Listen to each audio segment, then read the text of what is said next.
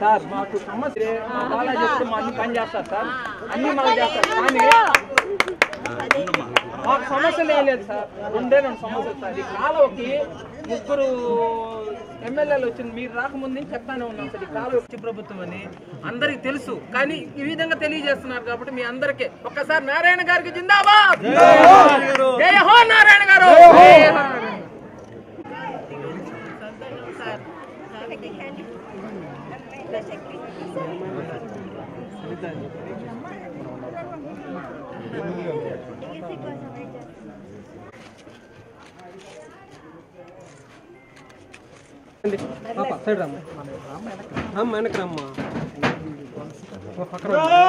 Telugu Desam party జిందాబాద్.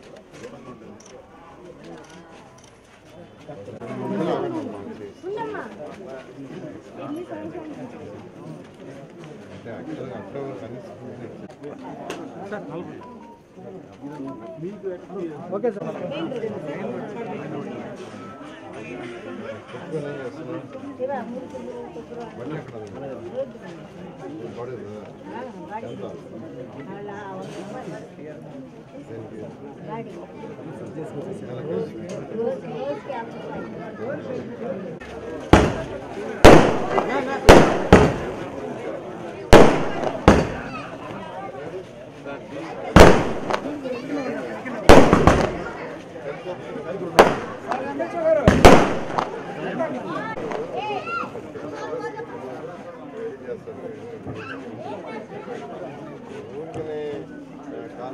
ఎలా కట్టాలంటే తర్వాత ఫస్ట్ సెట్ తీసి వాటర్ తీసుకొని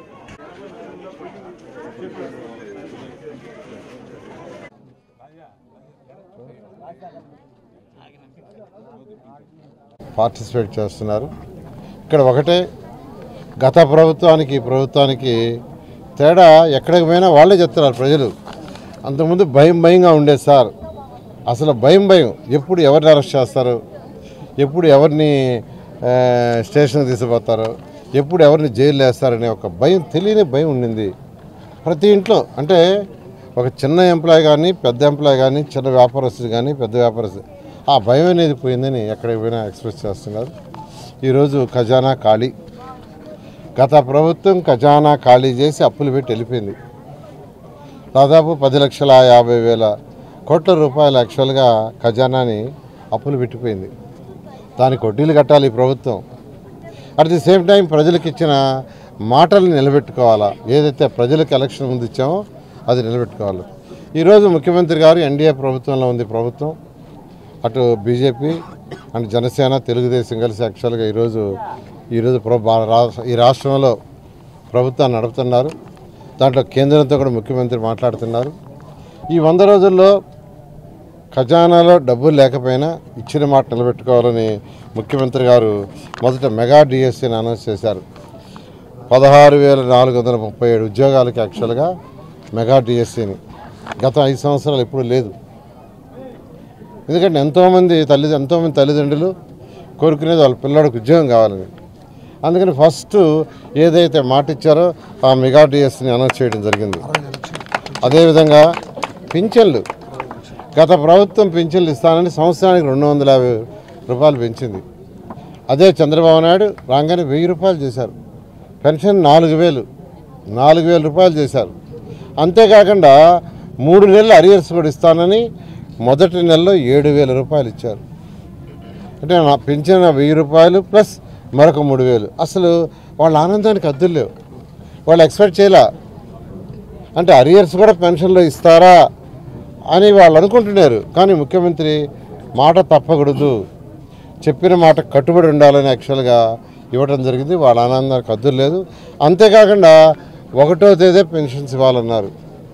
ఒకవేళ 1వ తేదీ ఆదివారంగా ఏదైనా ఫెస్టివల్ వస్తే ముందు రోజు ఇవ్వన్నారు. గత నెలలో 31వ తేదీ ఇచ్చాం. మన క్యాబినెట్లో ఒకటి చెప్పారు, ఏ నెల అయినా 1వ తేదీ కానీ ఆదివారం అయినా ఇలాంటి ఫెస్టివల్స్ వచ్చినా అధికారులు ఇబ్బంది పెట్టద్దు, ముందు రోజు ఇచ్చేయండి. అంతేకాకుండా పెన్షన్లను ఇంటింటికి ఇవ్వలేము అని గత ముఖ్యమంత్రి గారు జగన్మోహన్ రెడ్డి గారు ఎలక్షన్ అప్పుడు చెప్పారు. ఈరోజు ఇస్తున్నాం, ఒక్క రోజులు ఇస్తున్నాం. 46-47% పెన్షన్స్ ఈ రాష్ట్రంలో ఒకే ఒక రోజు ఈరోజు కంప్లీట్ చేస్తున్నారు. సచివాలయ సిబ్బంది ఉంది, బ్రహ్మాండంగా చేస్తున్నారు. మున్సిపల్ సిబ్బంది ఉంది, పంచాయతీ సిబ్బంది ఉంది, రెవెన్యూ సిబ్బంది ఉంది. వాళ్ళందరూ ఒకే ఒక రోజులో. అదేవిధంగా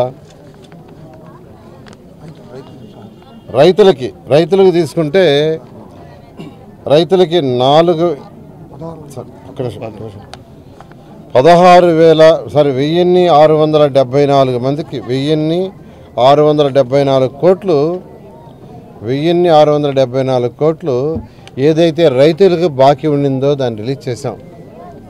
గత ప్రభుత్వం రైతులను కూడా నెగ్లెక్ట్ చేసి వాళ్ళకు కూడా అప్పపెట్టేసిపోయింది. ధాన్యానికి ఇవ్వాల్సిన డబ్బులు వాళ్ళకు కూడా ఇవ్వాల. అది 1,674 కోట్లు దాన్ని కూడా ఈ ప్రభుత్వం రాగానే రిలీజ్ చేయడం జరిగింది.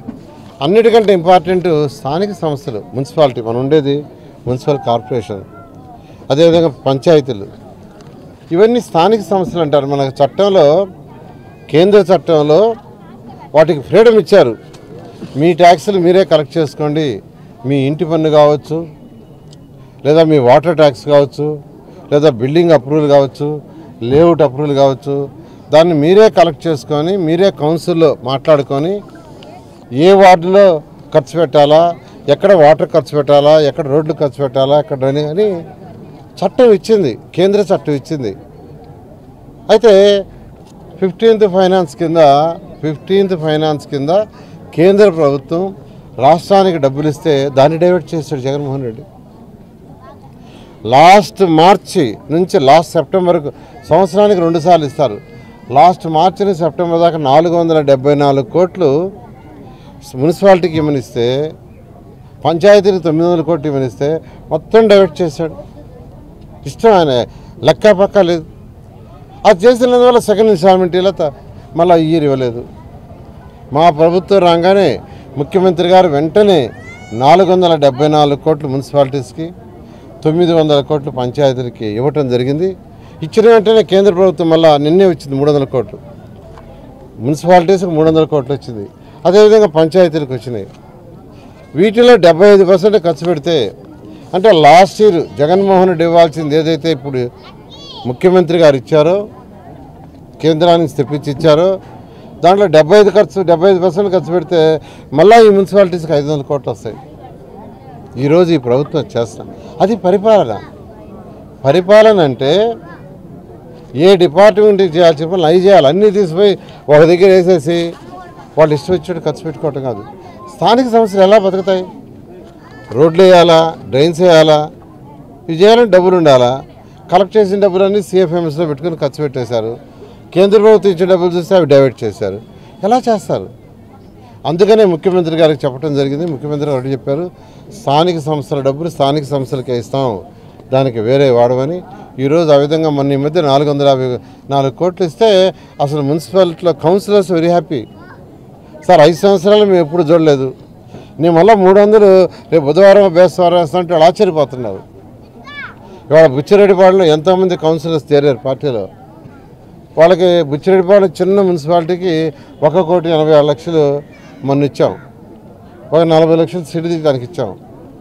మళ్ళీ ఇంకొక 1,87,00,000 బుధవారం ఇస్తారంటే అసలు ఆ కౌన్సిలర్స్ ఆశ్చర్యపోతున్నారు, మేము ఎప్పుడు డబ్బులు చూడలేదు సార్ ఫస్ట్ టైం అని.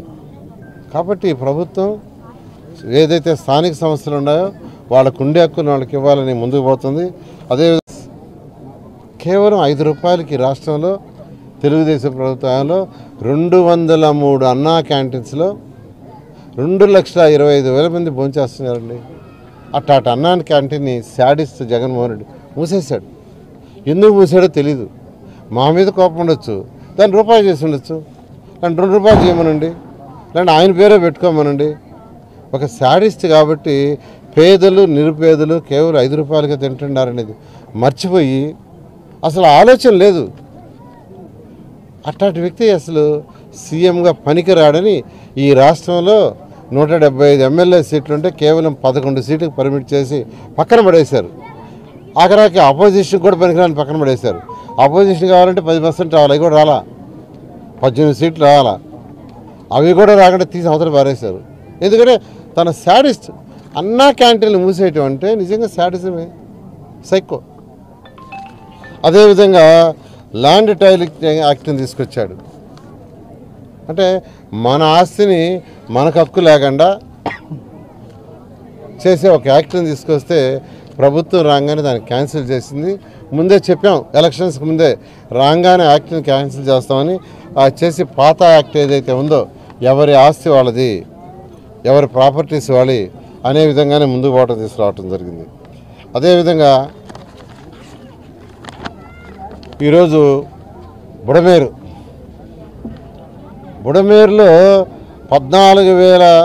14,500 క్యూసెక్కుల వరకు వర్షం వస్తే నీటిపారుదల వస్తే అది భరిస్తుంది, అంత మించి వస్తే భరించదు. అయితే మన వరదలకి 30,000 నుంచి 40,000 వచ్చినాయి. అంటే రావాల్సిన దానికంటే 3 రెట్లు వచ్చినాయి. అందువల్ల బుడమేరు ఏమైందంటే బీచ్లు వచ్చినాయి. అది కూడా బుడమేరు రిపేర్ చేయడానికి తెలుగుదేశం ప్రభుత్వం టెండర్లు పిలిస్తే ఆ టెండర్లు క్యాన్సిల్ చేశాడు దుర్మార్గుడు. అది కానీ క్యాన్సిల్ చేయకుండా ఉంటే ఆ బీచ్లు పడి ఉండే కాదు, 7 లక్షల మంది సఫర్ అయ్యి ఉండేవాడు కాదు, ఒకరు ఇద్దరు కాదు. నేను హుద్దు తుఫాన్ చూశానండి, 210 కిలోమీటర్ల వేగంతో హుద్దు తుఫాన్ వచ్చింది. విశాఖపట్నాన్ని మొత్తం అన్ని చెట్లు ఒరిగిపోయినాయి, అన్ని ఎలక్ట్రికల్ పోల్స్ ఎగిరిపోయినాయి, రేకులు లాంటి ఇళ్ళన్నీ లేచి ఎగిరిపోయినాయి. ఎందుకంటే 210 కిలోమీటర్లు. అయితే అక్కడ వర్షం తక్కువ, నీళ్ళు ఎక్కడ నిలవల, చెట్లన్నీ 24 గంటలు కొట్టేసాం, స్తంభాలన్నీ 3 రోజుల్లో చేసి ఎలక్ట్రిసిటీ ఇచ్చాం. కానీ మొన్న జరిగిన వరదలు ఎంటైర్లీ డిఫరెంట్. ఈ వరదలు ఏంటంటే ఒక్కసారి నీళ్ళు వచ్చేసి కంప్లీట్గా, ఎందుకంటే కృష్ణా రివర్ కూడా 11.43 లక్షల క్యూసెక్లు వచ్చింది. గత 200 సంవత్సరాలు ఎప్పుడు రాలా. 11.43 లక్షల క్యూసెక్ వాటర్ వచ్చి ఇంతవరకు 200 సంవత్సరాలు అది వచ్చింది. బుడమేరు వచ్చింది, 2 వచ్చి నది పైన సిటీ పైన పడ్డాయి, సిటీ పక్కన విలేజ్లు పడ్డాయి.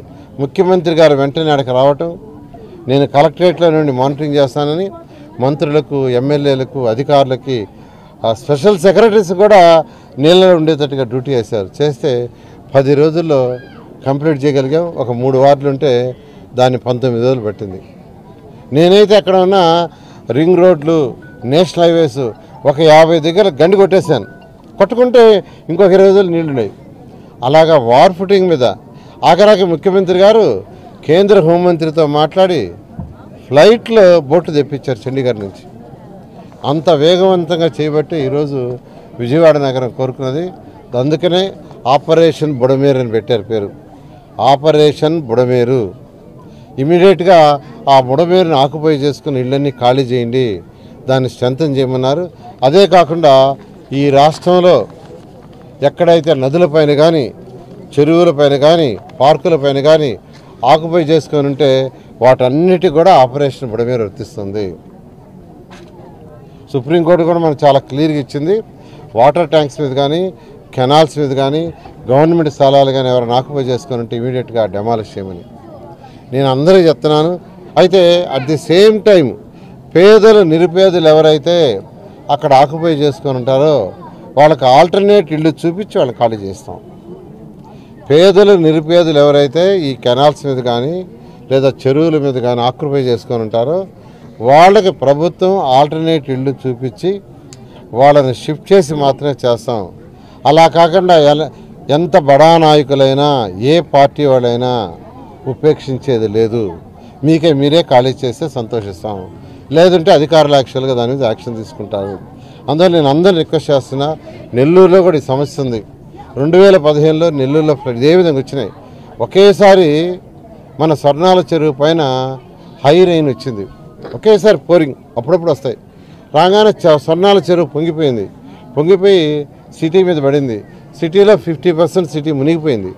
ఫస్ట్ ఫ్లోర్ కూడా నీళ్ళు వచ్చినాయి. ఆ రోజు చంద్రబాబు నాయుడు గారు ముఖ్యమంత్రి కాబట్టి 4 రోజులు ఇక్కడే ఉన్నారు. 4 రోజులు పోలీస్ ఆఫీస్లోనే ఉండి యాక్చువల్గా చేశారు. కాబట్టి ఫ్యూచర్లో ఇలాంటివి జరగకూడదు, ఇబ్బంది పడకూడదని ఆపరేషన్ బుడమేరు స్టార్ట్ చేస్తున్నాం. నేను అందరూ రిక్వెస్ట్ చేస్తున్నా, మీరే ఖాళీ చేయాల్సిందిగా రిక్వెస్ట్ చేస్తున్నాను. ఓకే.